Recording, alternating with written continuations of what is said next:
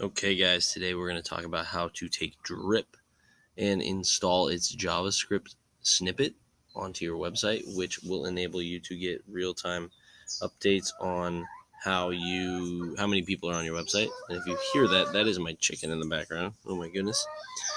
And then you can also trigger off some really cool automations with it, but it's going to give you some reporting as to where people are at on your website and give you the power to trigger automation. So for this, you're going to go up here into your account,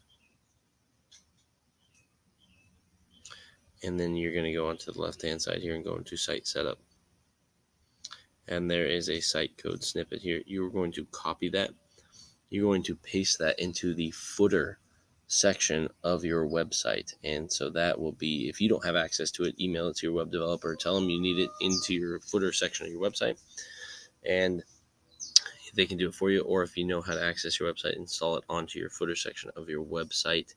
And then that will enable you to go up to a lot of different things. It's going to give you the feedback that you just saw. But if we go to automation and we go to workflows, which is basically the automatic trigger and drip sequences that you know. If we go to test here,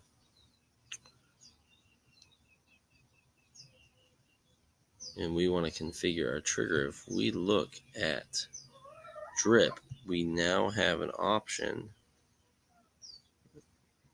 to when they visited a page.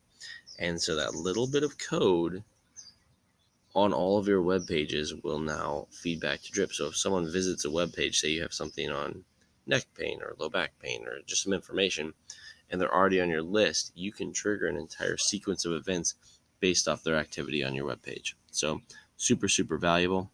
Always, if you have any questions, get a hold of me, and I hope you find this information valuable.